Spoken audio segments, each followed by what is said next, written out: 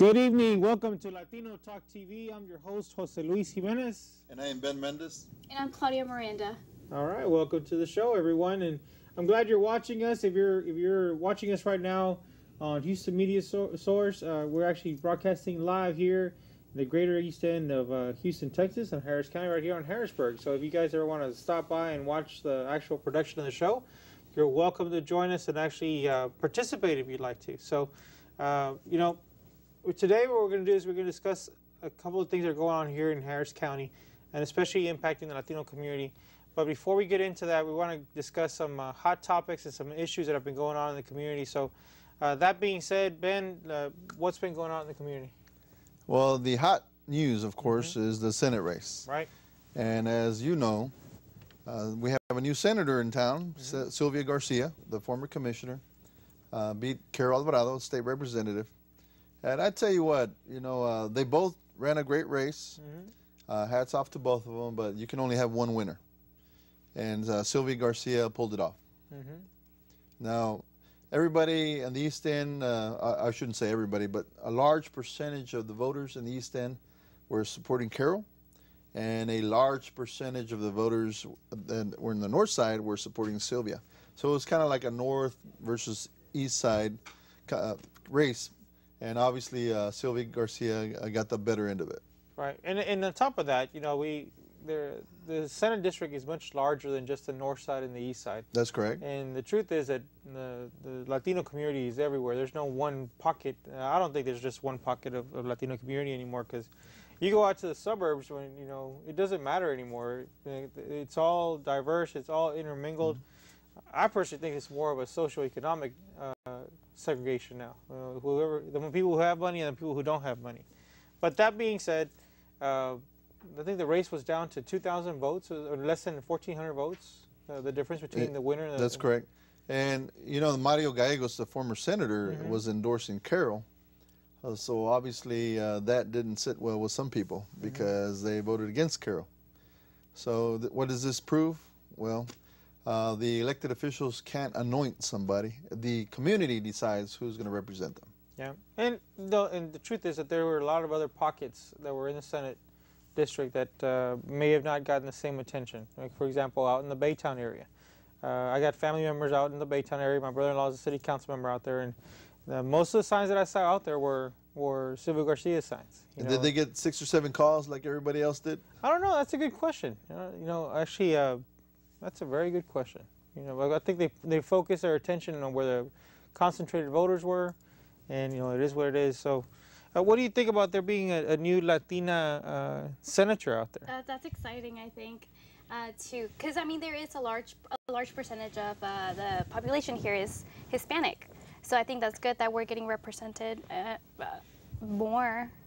Is that good for the Latinas, for a new role model, an additional role model? Definitely. I do think it's she will be a role model for the Latinas here in the community. Nice. We also have another city council who is Hispanic, city council member Helena Brown, who's rerunning for city council member. I think she was nominated one of the top most influential women. I'm not sure if it was exactly here within the community or within the state, but I think that's great that Latinas are actually putting themselves out there and being role models for us. We need to invite Helena Brown onto the show one day. No, I think you're right. Well, the next race, of course, that's of importance are the city council races and the mayor's race. Yeah. The mayor's race is going to be heating up real soon. Ben Hall and Anise Parker, so far, the 2 candidates. I'm sure there's going to be more candidates. And then, of course, we have all the council members' races going on. So there's so many letters are out there. There's A through what? A through F or A through H? Well, we have through K now. A through K.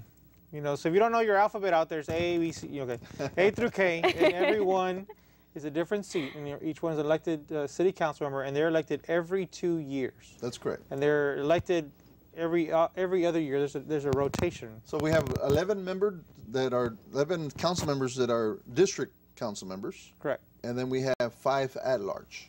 Right. And then we have the mayor. So all that being said, we have what, 17 total. Now this year, this November, how many are going to be up for election? Well, everybody has to run again, and now it's just a matter of who's going to get an opponent or not. The incumbents sometimes get opponents. We won't know that until later on. Okay, so may I do the honors? Sure. Okay. If y'all don't know this, there is a actual one of our very good friends, very close friend, they actually announced and had an exciting campaign. Sorry, they were pointing us over here on live television. Had an extremely exciting event kickoff, and here at Talento Bilingüe, it was very different. I can tell you that much. But the crowd was tremendous, and the diversity, you couldn't have asked for a better representation of Houston at the event. And that was actually our good friend and our co-host, Mr. Ben Mendez. Well, thank you. And it was an exciting time for me. I announced on Thursday in front of about 600 people. And I had never seen Talento Bilingüe so packed since I've known Talento Bilingüe. And it was good to see my friends and family, and of course all the support that I got. It was good to launch it off amongst all those people that were there. Did you know he was running? I didn't. That's exciting. Yeah. And the other thing that was really exciting was to see the support that I had from the elected officials. So it's great to know that they have the confidence that I will be the perfect fit for District I.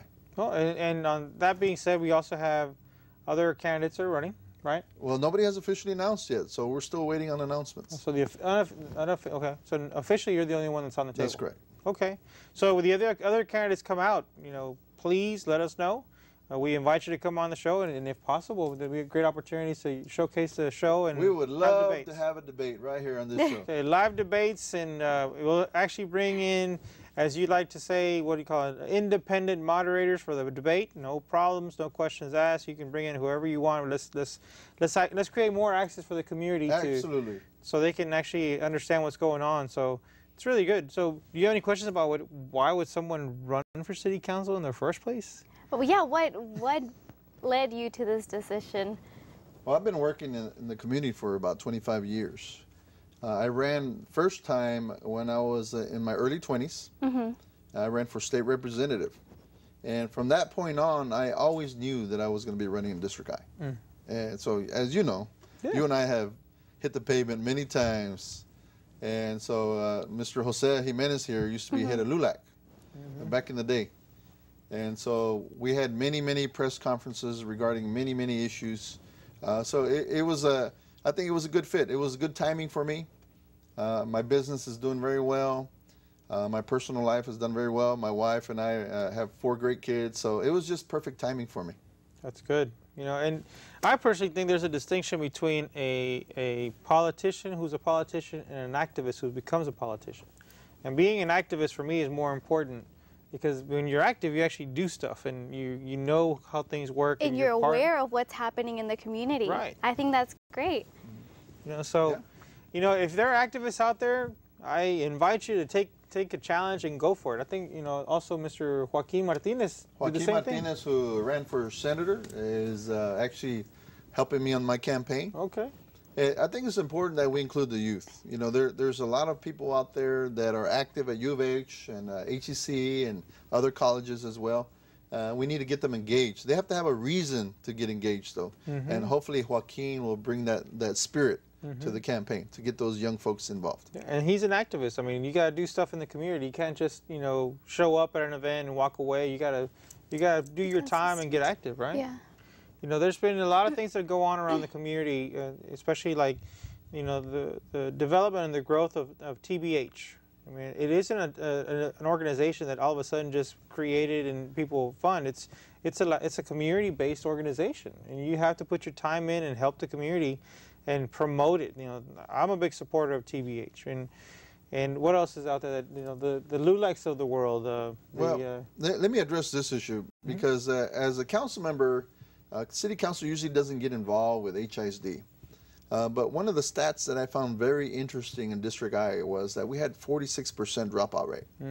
Now, I know I'm not running for school board, but I think it's an issue that everybody should be involved in. We are not going to decrease that number unless we all get engaged. Well, I'm glad that you say that. What area does exactly District A? District I? A, yeah. Well, District I goes from, let's say, downtown all the way down south to Hobby Airport. Okay. And then there's a little piece that goes along 610 to the first high school area. So it includes 3 high schools. It includes Milby, Austin, and Fur. And not to mention Houston Community College over here at Southeast. Yeah. Yeah, so no, it's a great district to run. Not only do you have those schools, but you have some great metroplex areas. You have the Dynamo Stadium, you have the Toyota Center, Minute Maid, the Port of Houston. These are some mega centers that attract a lot of business. So it's a great district to represent. Well, I wish you the best. Thank you. I'm pretty sure we'll talk about it again and see what's going on out there. But, you know, that being said, once again, if you're watching this show and you are active in the community but haven't gotten involved with politics, or you might have the conversation that says, I hate politics, and, you know, it's a dirty game and people are so evil and so mean. But the truth is that I personally believe everything you do involves politics. And if you don't learn how to play politics, you're going to end up losing the game every time. So being an activist and being an organizer is a wonderful thing. But even inside those things, you have to learn how to play politics to get things done. And in city council, they control, what's the budget of city council? There's a couple $1 billion, depending on what aspect of, because there's some funds that are used for the city, and then you have some funds that are brought in by grants, some funds from federal government. So it depends on what sector you're looking at. I will tell you that one of the biggest problems that District I has is the infrastructure. Okay, and I was real happy to hear that Hobby was going to be expanded because of private dollars. Southwest Airlines is going to contribute some money, as well as the city. It's a public-private partnership, and that's one thing that we need to create. We need to have more partnerships.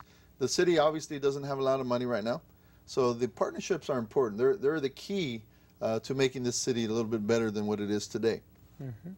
So if we can, let's talk through certain things right now. And I want to talk about the impact of true home ownership in a community. Because a community that is majority rentals gets treated differently than a community that's majority homeowners. That's being said, like a person, if you're a family that owns the property that you're in and you have the homestead exemption and it is your property, the majority of the time people who have those exemptions or are living in their home tend to create more of a family or community environment. Rental properties or rental communities sometimes don't have the same type of feel. Okay, that's a nice way of putting it, right? So in addition to that, city council members tend to listen to those or get more calls from people who actually own their homes because they get tired of people messing up their neighborhood. So in a rental community, if you're just a renter, you might be a registered owner, but you're just a renter, there might not be the same type of attention to the issues that are being brought up. Is that kind of a true statement? Absolutely. And unfortunately, District I has a high number of renters.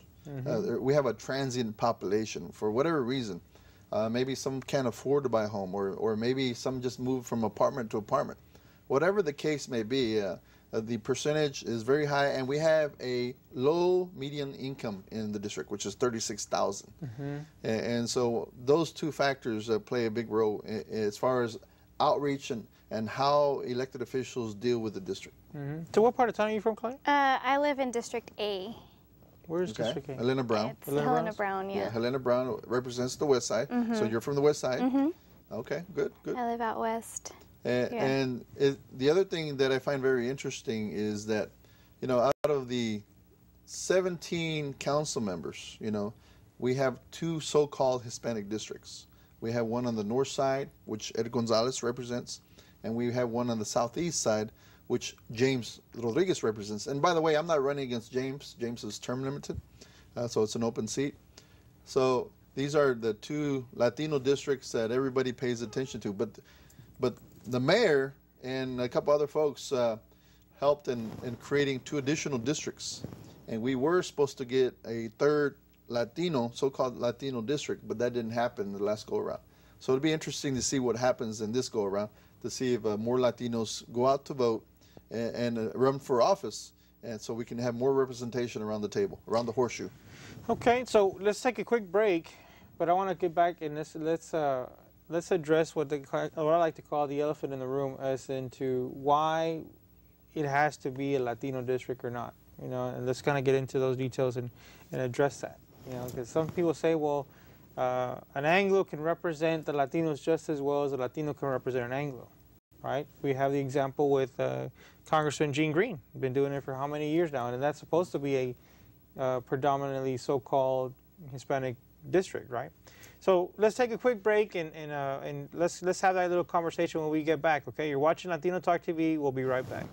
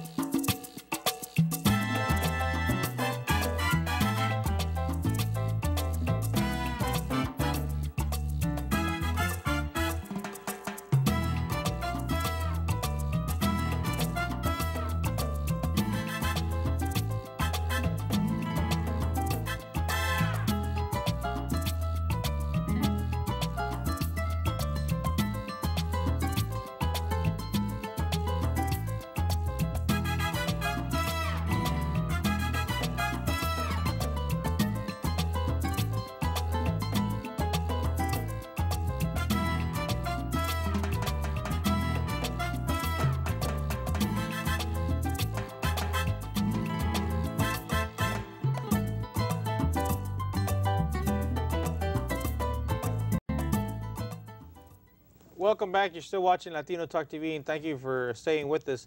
Now we have another guest with us, or actually another co-host, Miss Jackie Gill. Welcome to the show again. Well, thank you so much for having me back. I'm excited to be with Claudia, Ben, and of course you. Thank you so much. So you were stuck in traffic like all of us before, huh? Yeah. And by the way, this is live TV. Absolutely. So if we get stuck in traffic just like everybody else does. Yeah, we deal with the same issues. I mean, like Harrisburg's all messed up. You can't even drive on Harrisburg right now. So, you know. Who's the council member for I know. this It's Oh called my goodness. Speaking of council, congratulations, Ben, for announcing that you're running for District I. I was actually there at the at the kickoff party, and it was unbelievable. The energy was just so exciting to be there, and we were using a lot of social media, and that is something that we talked about in the last segment, which was not the last segment, the last show, where a lot of candidates were using social media. And of course, we were live streaming at the event and talking, live with all the candidates the guests that were there. And, the 600 candidates. Right. Everybody run. No, and it was really, really great. And I really liked the James Bond. The movie. The movie. Yeah.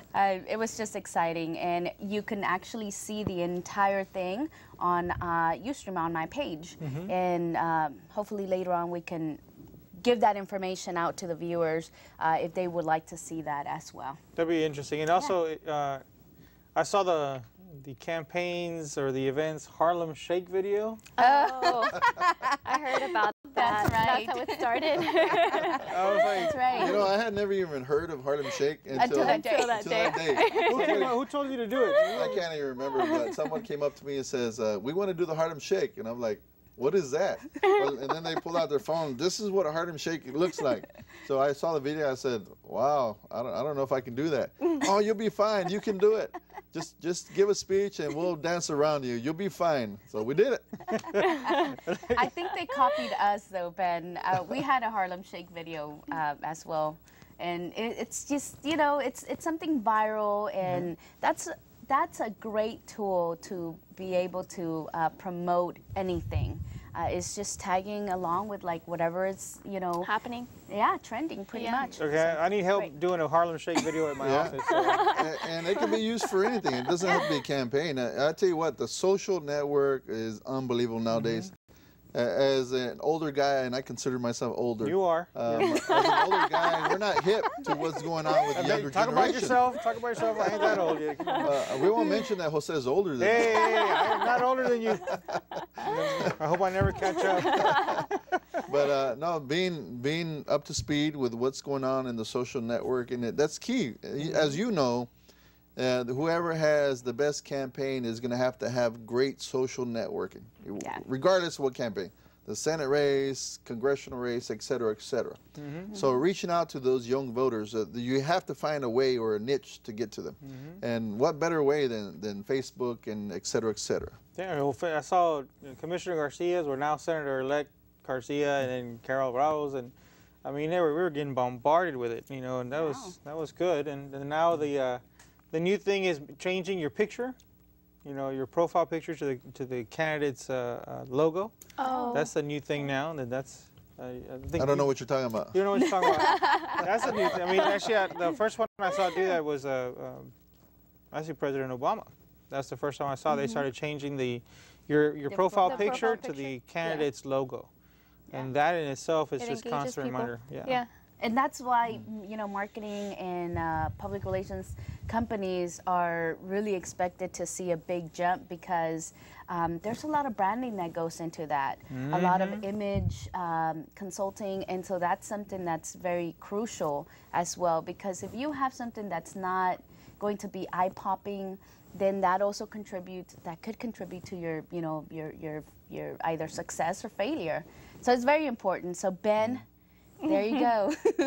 Well, you know, it's amazing what goes into campaigning. I mean, you see some folks up there that obviously have never had any training in the political arena, and it's real obvious. And then you see other candidates that they're very polished. And why? Because they've had training. You know, either giving speeches, you know, they have training for speech writing as well. Wow. You know, there's all kinds of training out there that people need to take advantage. And I would love to see more candidates out there running. It would be great to see every council member position being run from our community, even for mayor. You know, I would love to see that, because it creates excitement in our community. And I would love to see all the Facebook and the Twitter and all that other stuff, YouTube, images of more candidates out there for city council. Googleando y tuiteando and all that stuff. On site. Yeah. Well, you know, that's not a bad idea. Maybe NHPO can do some crash courses on the Leadership Institute. Can do a candidates forum or candidates training. Yeah. Well, absolutely. Because you know, the secrets behind a candidate, a real campaign, is getting the registered voters to actually show up on election day or early voting. That's the secret. You know, and you know, I've only done very, very little on the outside as a helper, but from the people that I've seen do it, their main focus is, once early voting start, is getting that registered voter to get up and go, or even go pick up that registered voter, or mail ballot, and actually go and vote. You know, That's because you can spend millions of dollars, like Senator Dewhurst did. Well, this campaign, the Senate race, they spent $2 million. Wow. Oh, wow. That's a significant amount of money. And at the end, this second, after the runoff, there was only like, what, 15,000, 16,000 voters total? Yeah, very, very low turnout. You know, considering they had $2 million spent on this campaign, it's a very low turnout. It's going to be interesting to see how much money is raised for the mayor's race, because that's going to be a big race. Really? So now let's go back to the question. What were you going to say? Oh, I'm just amazed at all the money that it takes in order to run. So does that kind of poses a question? If you do raise the most money, does that guarantee that you're going to win? No, go ask Peter no. Brown. Peter Brown's a perfect example. He had mega millions of dollars, and he didn't even make it to the runoff. Wow. So we have, we got to make sure that people are calling in. Yeah. If you're watching the show and you want to participate in the conversation, we invite you to. The number is 281-846-5079. 281-846-5079. You will be patched in directly to the show, and you'll be live on the air with us. So going back to what you're saying about Spending does not guarantee you a race. And there's another example. President Obama's another example. You know, at the beginning he didn't spend as much money as everybody else. I think during the re-election he did, but social media can carry you, and the charisma. I personally think the charisma is the biggest winner. Oh, absolutely. Yeah. President Obama is very charismatic. You know, it's his personality that I believe got him elected. And I'm going to keep who I elected, you know, private, but... Are you saying you voted against McCain? No. I actually didn't. You know... Are you a closet Republican? We have another closet Republican. No, on the show. I'm not closet. I'm public. I'm full-on public. I let the world know. A proud Latina Republican. No, there's nothing wrong. We need some diversity. And by the way, that reminds me, the city council races are nonpartisan. That's right. So you don't run as a Democrat or Republican. Obviously, you're going to be one or the other, or a vegetarian. So are you Democrat or Republican?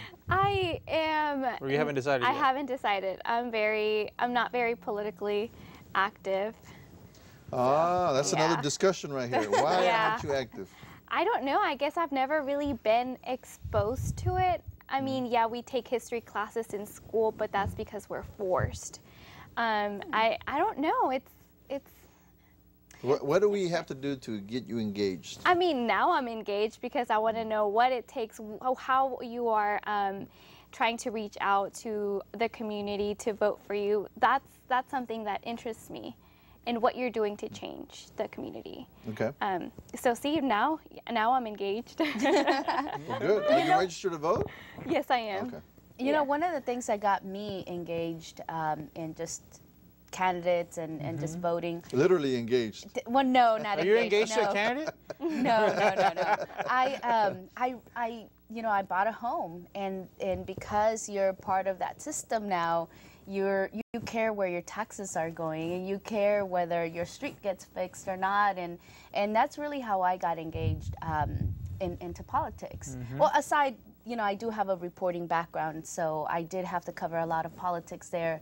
But even then, you know, I reported and I did, you know, I covered city council, agenda items and everything, but it was not until I actually purchased a home and I became a part of that system that I really cared where my tax dollars went. And I became a lot more active there.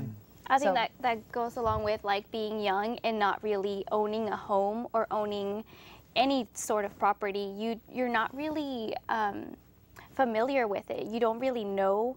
So I think, like Jackie said, it does take that for a young person to really be into politics, unless you're just naturally into politics, to really be into it and know what's going on because it's affecting you, your community. You know when I got involved in politics? When? My third year in the military, as I sat in the desert in Saudi Arabia watching the campaigning. I can see that happening. So I was literally sitting and watching the campaigns. It was Bush and Gore, and seeing all this stuff happen. It was Bush Gore, was it 98, 97? I forgot which. Well, I forgot which candidates were, but it was in 97, 98. All the period, and campaigns were happening, and the U-2 spy plane was going from where I was stationed at, and we were in the middle of that situation. And I said, okay, you know, my president has something very specifically to do with what I'm doing here right now in the desert. So then from then on, I got engaged. So from like 97 on, I've been actively engaged in the federal level of campaigns and elections. But before that, don't ask me nothing about politics. I didn't even know who the mayor was. Yeah, and unfortunately, some people don't even know that we have a commissioner's court at Harris County. So you have city government, then you have your Harris County government, then you have your state government, then you have your federal government. So there's 4 layers of elected officials Well, there's other layers as well, but those are the main ones because, of course, you have the school districts that have theirs, a community college, et cetera, et cetera. Departments of Education. I mean, there's just so many layers of it, and you're right. When did you start getting engaged with politics? I was in my early 20s when I ran for state representative. But before that, before you ran, when do you remember actually starting to care about politics? Well, I have to kind of give you a little history. I invited, when I was a college student, I had invited a guest speaker. His name was Councilman Ben Reyes at the time. And he came to speak to the class at college, at HEC. And from that day on, I was interested in politics. And was it something he said, or what was it? Well, he invited us to volunteer for his campaign. And so I don't remember how long it took me to volunteer, but I volunteered right after that, and I got engaged with the city council race. And from that point on, I became interested in politics. No, it's 1950. No, I'm just kidding. Early 1900s. How old are you really? I'm 44. Oh, okay. See, he's done so many things. You feel like he's already, 70 or something. Hey! I don't look a day over 60, do I? No, I'm not saying, I'm not saying that you are. It's just it's okay. your resume. You already went there. You already went there. The battle is on. It's on now. ¿Quién se ve más viejo? And I'm looking in the mirror right now. We're going to have a gong show here. Wow. No, it's very interesting. Just the. See, I'm not as old as Javier Perez, our stage manager. You cannot broadcast that. Well, let's go back to what we were going to talk about, because we kind of got off topic, but we always say that we need to have more Latinos to run, and that we need to have more Latino representation, and in a city that's what, 40-something%? Depends on who you ask. Right. Okay. Registered or actively counted. Nice way of putting it. 50% Latino. Depends on who you ask. Let's just say 50%. Okay, 50% counted. Uncounted, well, that's another question, right? But we only have technically three Latino elected representation in the city of Houston. We have Miss Elena Brown. I don't think she actively promotes. She doesn't promote. She's Latina, so it's always been Elena Brown. A cultural. I don't know no specific deal, but then we have Councilmember Ed Gonzalez and also Mr. James Rodriguez. Now, Ed Gonzalez does speak Spanish. James Rodriguez does not. Okay, you do. Okay, so being bilingual, is that a requirement to be a representative of the Latino community? You know what? I believe that if you're going to run on the platform that, you are the Latino champion, then yes, you need to be able to relate to the people, especially if that's your platform. But if you are running because of your issues and, depending on what the platform is, then it doesn't matter. If I were to run, in the future I may run, I would not. You heard it now. First on Latino Talk TV. Jackie Gill for City Council. Oh, Mayor, okay. But, I would focus more on the issues, because I feel that regardless of what, if I'm Hispanic, Latina, it doesn't matter. What matters is that I'm competent enough to run and to be able to handle pretty much any situation and be able to address, any demographic within the city that I want to represent. So what are the Latino issues? We keep talking about the Latino issues and reaching out to the Latino vote and the Latino bloc or whatever. So what is the Latino issues? The Latino issues are issues that affect all of us, regardless of color. Okay, then why do we keep separating them as Latinos? And what are you referring to? I mean, what is the so-called Latino issue? Well, like I said, Latino issue at federal level is more like immigration. But when we're talking about city politics, I mean, there is no such thing as a Latino issue at city politics. It's across the board. Infrastructure is a big issue, and everybody talks about the economy, jobs, contracts, et cetera, et cetera. So you can't say it's a Latino issue at City Hall. Okay. I would agree. I completely agree. I think it's across the board. Maybe possibly some resources or opportunities that could be extended to, a certain demographic, just because of, they may not have the resources. They may not have those opportunities that other, other people may have. Well, we actually have a caller, and we're going to want you to answer that too. So. Can I answer it? Well, we're having technical difficulties here, so we're going to get our producer to try to address it. But we do have a phone caller on the line. Unfortunately, we can't get you on, so please don't separate yet. And I know we're having a little bit of technical difficulties, but we'll get back to it, okay? So now, what do you think the Latino issues are, or what would you label community? it? Yeah. I mean, it's hard to define something as being a Latino issue. Like Jackie said, I think it's something that won't really just be addressed to a specific race. It's more across the line, not very. More economics, huh? Yeah.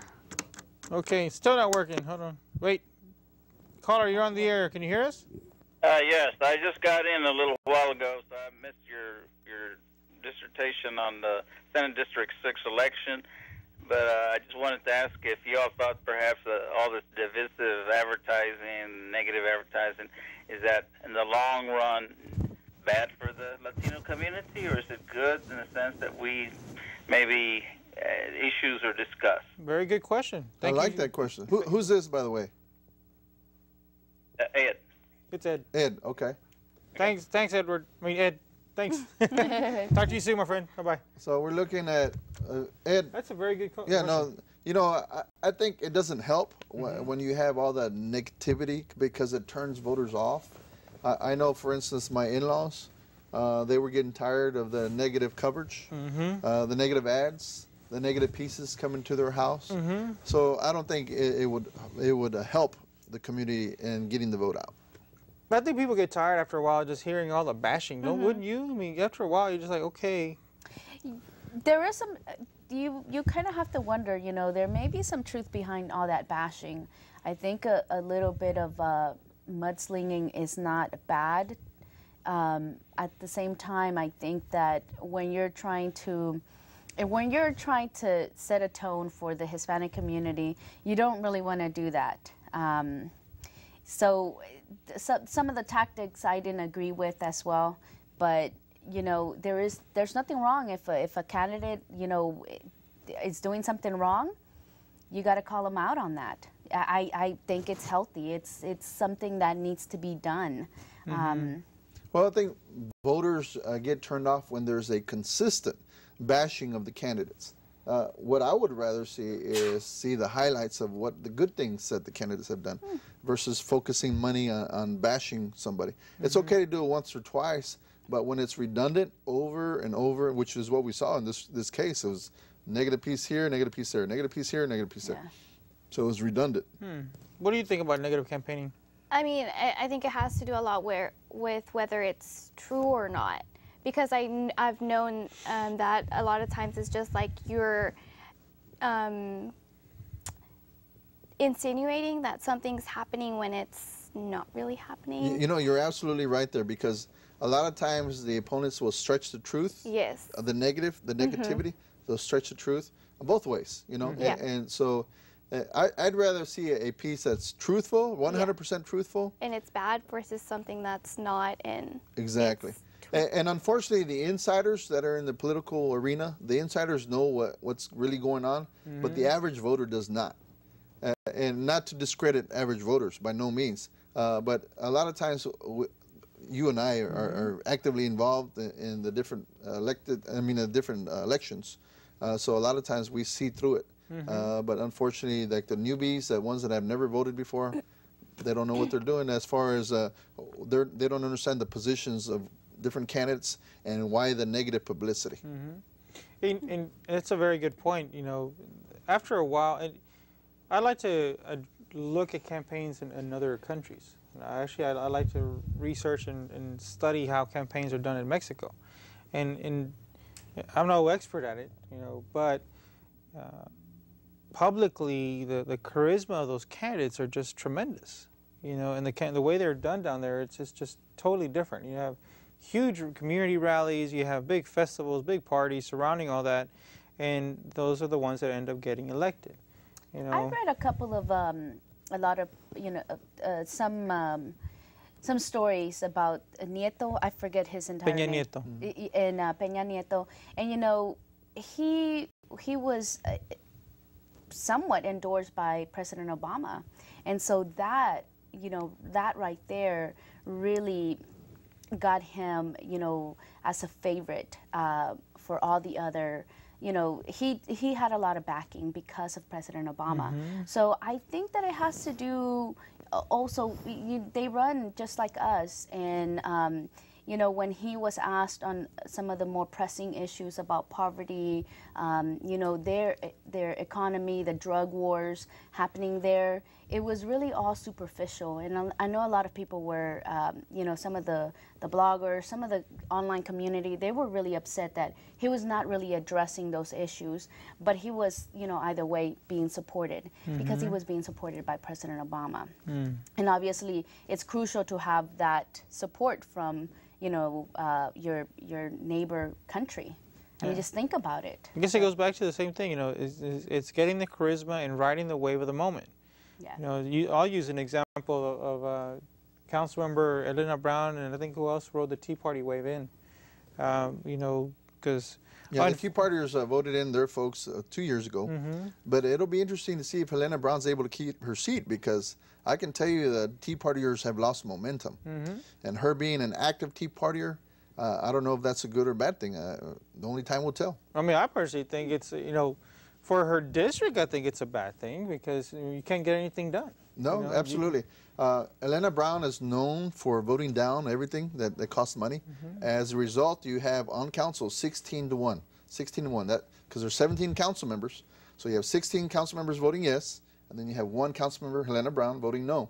And they got old. And so what happens is you burn a lot of bridges. If I'm consistently voting down your projects or your contracts or whatever, you're going to do the same when it's my turn to vote something. And so she's burned a lot of bridges, and my personal opinion, she's going to have a real hard time getting reelected. Well, do you think that she's doing it for, you know, the people that she represents? Well, keep in mind that West Side is not all Tea Partiers, but she rode the Tea Party wave to get in. So it'll be interesting to see if she gets reelected. I seriously doubt she will. Well, we're going to find out if the Tea Partiers can make it happen again in a few months. Well, we'll find out. Yeah, exactly. Yeah. And that's a social media powerhouse right there. The Tea Partiers did it all through blogs. You know what the Tea Parties are? Sort of. You do, sort of? But no, that's good because Yeah. most Tea Partiers are not 18 to 24-year-olds or, you know, or 18 to 34-year-olds. Most of them are Older. 40 plus, you know, and that's the block of voters that are consistent. Why? Because most people above their 30s and 40s are homeowners or, you know, have now kids in college. They're seeing the skyrocketing tuition rates, you know, and as a father, you know, I asked about the whole Latino issue, right? But as a father, I'm worried because yes, my taxes go up on my property, but I also worry about the infrastructure that's not there and having to pay, you know, water districts in my area, and then the tuition rates are skyrocketing, you know, and it just keeps going and going and going. So you know, Tea Partiers, I think they're much like the Minutemen. You know, the Minutemen were anti-immigrant, anti-Latino. I see the Tea Party being the same way. okay. But there's a lot of Latinos that are Tea Partiers, That's true. and they speak Spanish too. That's true. You know, and in my LULAC days, I used to have nothing but, I had to have a lot of Spanish-speaking people extremely upset at me and LULAC because we were defending undocumented immigrants. You know, so you can't believe that all Latinos are thinking the same way. You know, just like I strongly believe you can't, you know, do a categorization of the so-called black vote. You know, it really boils down to economics. Yeah. No, you're right. It's all about money at the end of the day, and maybe that's just my jaded way of saying it, but You know, I agree. I'm sorry, go ahead. No, you can go ahead. Ed brought up a good point, and I don't think we fully addressed this. We talked about the negative publicity, the negative ads, but his other question was, is it going to divide our community? Is it long-term, short-term? My impression of the Senate race is that there's going to be some bridges that need to be rebuilt because there was some serious fighting going on amongst the supporters between the two camps. And bringing them together, you need to have a leader in the community, much like Adrian Garcia would be a perfect bridge builder between the two camps. but we need people to step up to the plate and make sure that the two camps come together and say, you know what, let's put this behind us and let's do what's best for the community. So as an 20-year-old voter, I thought you look like you're 18. I wish I looked like I was 18. Okay, maybe not. As a 20-year-old voter, does any of this matter? Yes, it Okay. does. For instance, like when Helena Brown votes no to some of the issues, we have to question why she votes no, not just because she's trying to be negative, or I don't know what the exact words would be, but why exactly is she voting no to all these money spending Projects. Mm-hmm. I mean we have to question that too. Do we need to spend money that way? I think that's something that we don't. Not everyone looks at as to why. So I think that yes, it does matter to an 18-year-old, to a 20-year-old, 18-year-old, because it could potentially hurt their community and their home, their family, their in general their community. So I think that it's something that we should all be looking at. Yeah, and every Their issue is future, different. yeah. Every vote is different. So Yeah. you can't just categorize a certain vote. But I know, and I agree with you. We have to watch our spending. Yeah. But knowing the politics at City Hall, sometimes it's good to compromise. And if you don't know how to compromise, then that creates problems. Absolutely, I Because you're going agree. to have both sides. You're going to have the far left and the far right. And there's got to be a way that you can compromise. Yeah. The best training ground for compromise is being married. That's absolutely true. I completely agree. It happens. So Yeah. when you become mayor, Yes. you're gonna learn how to And compromise. one thing that you have to, ladies, know is that the man always gets the last word. No, I don't think Yeah. so. No. Javier is nodding his head. Is that true, Pat? We always have the last word. It is yes, dear. Whatever you want, dear. Yes, sí, señor. Anything you want. That's right. Right? Whatever you say, boss. See? Irene already has him trained. Whatever you say, boss. Whatever you say. That's me in my house. Let's just be honest, you know. I don't know how I feel about that. It's true. We always get the last word. Yes, ma'am. Yes, ma'am. Whatever you want. Okay. You know, that's interesting that you're talking about that you have to compromise on certain things.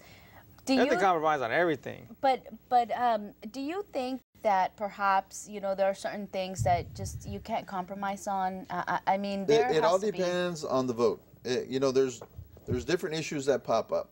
Now, in order to get something passed, sometimes you're not going to get 100% of what you wanted. Mm-hmm. Sometimes you have to go to the other side and say, can we make this work? What is it that you want? Okay, Mm-hmm. how can we massage it so that it's okay for you to vote yes? Mm-hmm. So in that sense, you have to compromise. Now, I can tell you, there's not very many people that are successful that don't compromise. Wow. It's everything's a compromise. Being in business, being in partnerships, being in any type of relationship, it's all about compromising, especially in politics. Yeah. If you lived in a dictatorship where your husband ruled and you didn't have a say-so, would you be happy? If I didn't know any better, but because I do know. So you're the dictator. No, I completely agree. It's about relationships, and so I do understand that. But because I used to cover city council, I felt like a lot of the city councilmen, in order to get reelected, they would pick what we considered pet projects. There's no substance to some of the projects, and so you kind of wonder, really, do we want a system like this where you have to support each other's pet project? It's like, why don't we do it because it's the right thing to do? Okay. Well, let's talk about what the system really is, and That's probably What is the system? The real system that I see, and maybe please give me a different opinion, is that the moment that elected official gets into office, if they're in a 2-year campaign, in 2 years they have to get reelected, they immediately have to start campaigning to get reelected. If they're in a 4-year position, they might take 1 or 2 years to get some work done, but at the 2-year mark, you start campaigning again. Well, that brings up a good point. Should we continue the term limits that we have? You have 2-year terms, and you can run a maximum of 6 years, which is 3 terms. So is it a good idea to change that? Maybe to have 2 4-year terms, or maybe 3 3-year terms? Good question. I personally think that term limits need to go away at the city council level, or even extended to an 8-year term, kind of like the presidential deal. Actually, I strongly believe we need to do term limits for our county commissioners. Oh, by all means. And that is, you know. I don't even know how long the term is. There is no term. They're there forever. Yeah. Ever. I don't agree with that. I think that, you know, you need to get some fresh blood in there. Yeah. Let it circulate a little bit. But it's up to them to vote in to put term limits on themselves. Oh, Yes. Yeah. So county commissioners, if you're watching, put a term limit on yourself. Be willing to give up your seat. We should start a petition. Well, it goes with the congressmen also, the state reps, senators. They don't have a term limit. Congressmen need term limits too. Yeah. It's time for them to go. Yeah, well, I'm just saying that, you know, if you're going to do it for Harris County Commissioners Court, you might as well do it for the state level, for federal level. I agree. The president has a term limit. Yeah, why isn't everybody That's else? That's true. That's a very good point. Absolutely. So when you get in, put term limits. I'm all for term limits. Honestly, in the city council level, I think the term limits that came in for the 6-year max in the city of Houston, I think that was one of the worst things that could have ever happened, because there is no continuation of projects, there is no continuation of effort of the community, and you're always having to campaign and hopefully get reelected. And within 6 years, what can you really do within 6 years? You know, it's one of those things that, you know, by the time you figure out the system, it's already time to campaign again, and then your war chest is empty, and you're trying to figure out which project to focus on, because in the next 2 years you have to start campaigning again. So. It does make sense for the city of Houston because it's so large. You know, it's just, there's so many businesses, and there's a lot at stake as well. And you know what I want people at City Council to address? Transportation. Please address that. I think we need something that it is my pet peeve to sit in traffic, okay? Oh my gosh, So yes. you're for rail, I'm assuming? I am. You're for I rail, am. okay. I do believe that, you know what, there has to be some kind of extension all the way to like those, you know, sort of like city suburbs. I think it's needed. Park and ride. Oh, don't get me started. Don't get me started on it's transit. slow. Just kidding, just kidding. So here's the deal. Can someone please explain to me why we have toll roads, and those toll roads are not willing to let Metro build a light rail in the middle of that toll road to reduce the number of cars on that toll road? What? Did you hear what I The said? toll road doesn't have rail. Toll road doesn't have Okay. rail. We Oh, have yes, an yes, yes. infrastructure already in place. Yeah, Let's use Hardy Toll Road as a prime example. The infrastructure is there. it is there. You're Okay, you right. can take one lane out and just run a rail all the way down. The infrastructure is already there. I can see. That's a great, you know, that's an alternative. Okay. And plus the toll road, the tolls actually went up. I pay a lot more. Now follow me here. Tell me. If you have a train full of 500 riders paying, what, $3 a ride, where does that money go to? It doesn't go to the county. It goes to Metro.